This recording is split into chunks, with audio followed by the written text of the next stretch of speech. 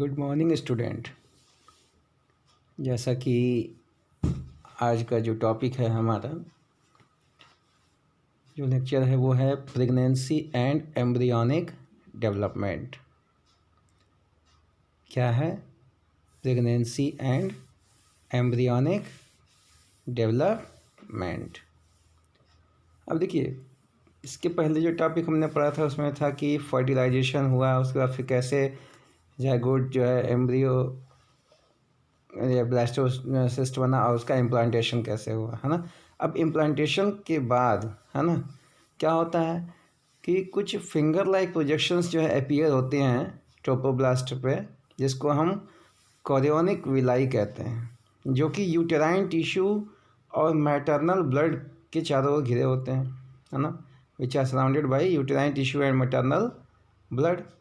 अब देखिए, chorionic villi और यूटेराइन टिश्यू, है ना, ये दोनों ही क्या होते हैं? They are the tissue which interdigitated, है ना, with each other and jointly, दोनों मिलकर के ज्वाइंटली दे क्या form? They form structure and functional unit between the developing embryo, जिसको हम फीटस कह सकते हैं। और वो कहाँ हो रहा है? मैटरनल बॉडी में हो रहा है, माँ के बॉडी में हो रहा है ना। और जिसको हम कहते हैं, जो डेवलपिंग फीटस का जो फंक्शनल यूनिट बनाते हैं ये कोरियोनिक विलाई और यूटेराइन टिश्यू मिल करके, उसको हम कहते हैं प्लासेंटा। ठीक है ना, placenta.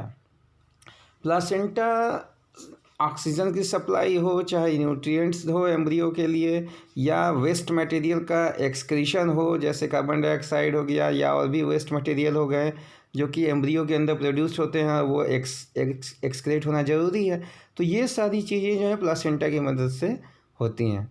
Placenta is connected to embryo through umbilical cord. अब एक लंबी सी नाल होती है ना, एक लंबी सी नाल होती है, कार्ड होती है, जो इसको हम एम्बिलिकल कार्ड कहते हैं, जो प्लासेंटा से कनेक्टेड होती है ना। प्लासेंटा उसी से कनेक्टेड होता है एम्ब्रियो के थ्रू, है ना। वो ट्रांसपोर्ट करता है, जो कि अम्बिलिकल कार्ड जो है वो हेल्प करती है ट्रांसपोर्टेशन में। किसके ट्रांसपोर्टेशन में? किसी भी जो भी सब्सटेंसेस हैं उनके ट्रांसपोर्टेशन के लिए वो अम्बिलिकल कार्ड मदद करती है कि वो सारी सब्सटेंस एम्ब्रियो तक कैसे पहुँचे या एम्ब्रियो से बाहर कैसे जाएं। ठीक है ना। प्लासेंटा जो है वो एक एंडोक्राइन टिश्यू का भी काम करती है ना, जिसके अंदर की कई सारे हार्मोन्स जो है वो बनते हैं, जैसे ह्यूमन कोरियोनिक गोनाडोट्रोपिन हार्मोन है ना, HCG, ह्यूमन प्लासेंटल लैक्टोजेन है ना, या एस्ट्रोजेन है, प्रोजेस्टेरॉन है, ये सब कुछ हार्मोन्स भी सीक्रेट होते हैं। आगे चल कर के जो प्रेगनेंसी फेज़ होती है उसमें एक हार्मोन रिलीज़ होता है जिसको हम कहते हैं रिलैक्सिन, है ना, जो कि ओवरी से होता है रिलीजिंग। और देखिए, HCG, HPL और रिलैक्सिन ये प्रोड्यूस होते हैं तब जब वो कि कोई भी वुमेन क्या होती है? प्रेग्नेंट होती है, यानी कि प्रेगनेंसी के पीरियड के टाइम पे ही ये होते हैं। In addition during pregnancy the levels of the hormones, जैसे कि कौन कौन से हार्मोन्स हैं? जैसे एस्ट्रोजन हो गया, या प्रोजेस्ट्रोजेंस हो गया, प्रोजेस्टेरॉन जिसको हम कह सकते हैं प्रोजेस्टेरॉन, या कॉर्टिसोल हो गया, है ना, या प्रोलैक्टिन हो गया, थायरॉक्सिन हो गया। ये सब कुछ जो हार्मोन्स हैं इनका जो लेवल होता है वो मैटरनल ब्लड में क्या हो जाता है? इंक्रीज़ होता है। वही कई सारे जो है इनका लेवल जो है वो मैटरनल ब्लड में इंक्रीज़ होता है। अब देखिए, इनके इंक्रीज़ होने की ज़रूरत होती है। क्यों?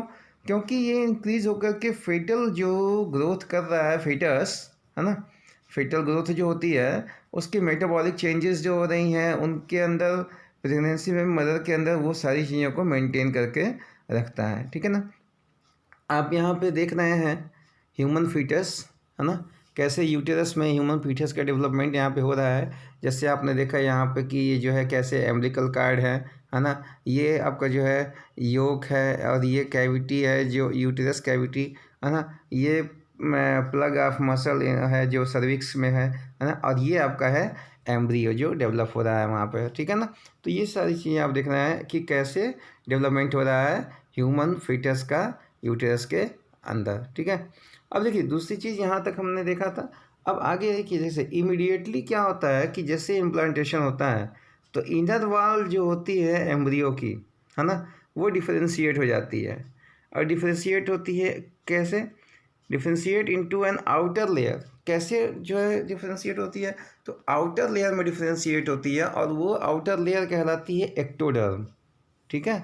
और जो इनर लेयर होती है उसकी डिफरेंशिएशन के बाद एंडोडर्म, और बीच में एक लेयर बनती है जिसको हम कहते हैं मीसोडर्म।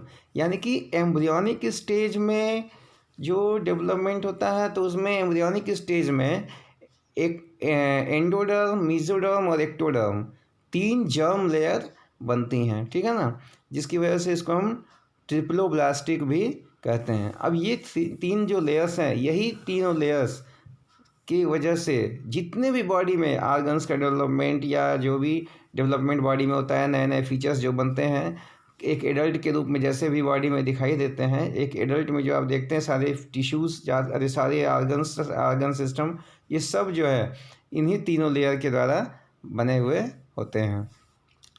अब देखिए ये it needs to be mentioned here the inner cell mass contains certain cell. अब देखिए कुछ ऐसे भी सेल्स होती हैं जो ये अंदरूनी इनर सेल्स मास जो होती है वो कुछ कंटेन करती है सेल, जिसको हम स्टेम सेल कहते हैं, जो कि जिसके पास की टिश्यू और आर्गन्स के राइज होने की पोटेंसी होती है, उनके राइज करने की पोटेंसी होती है, ठीक है ना।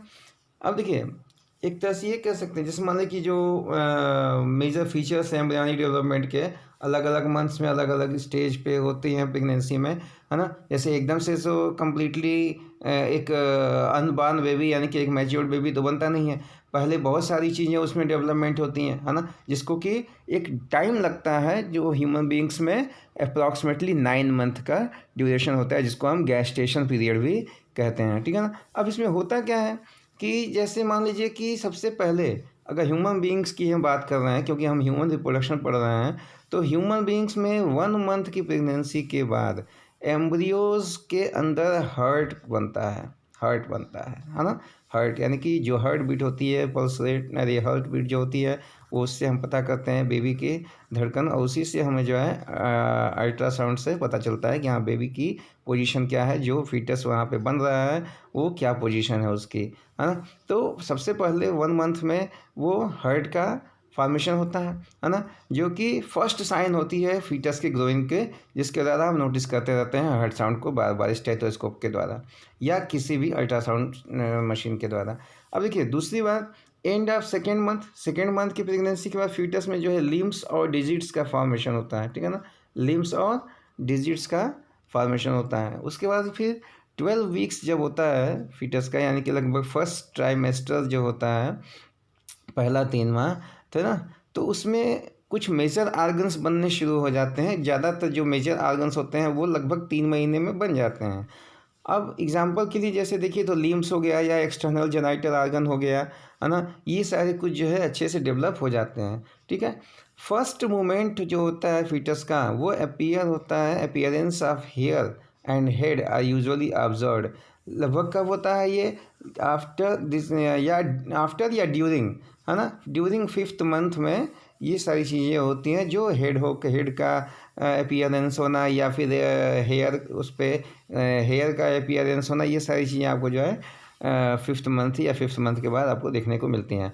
अब एंड ऑफ द 24 वीक्स यानी कि सेकेंड ट्राइमेस्टर, यानी कि अप्रॉक्सीमेटली 6 मंथ के बाद, है ना, बॉडी जो पूरी होती है वो हेयर से कवर रहती है, आईलिड सेपरेटली बन जाती है, उनकी आईलैशेस जो है फॉर्म्ड हो जाते हैं, है ना। और 9 मंथ के बाद या 9 मंथ तक क्या होता है कि फीटस जो हमारा है वह फुल्ली डेवलप हो जाता है और बिल्कुल वह मैच्योर्ड फीटस डिलीवरी के लिए रेडी हो जाता है। तो इस तरीके से आपके जो इम्प्लांटेशन के बाद जो डेवलपमेंट होता है एम्ब्रियो का, और वो धीरे धीरे धीरे धीरे एक मैच्योर्ड फीटस बनने में 9 मंथ का समय लग जाता है। तो so this is your all about the your this one your pregnancy and this one your what saying development of the embryo, है ना। This is all about the pregnancy and embryonic development. अब इस चीज़ को आप अगर कोई further if you have any doubt, then you can comment me, है ना? Okay, and now you are again this watching this diagram. What is the diagram it is having here? Uterus, how the embryo is having inside. Okay, thank you, have a nice day.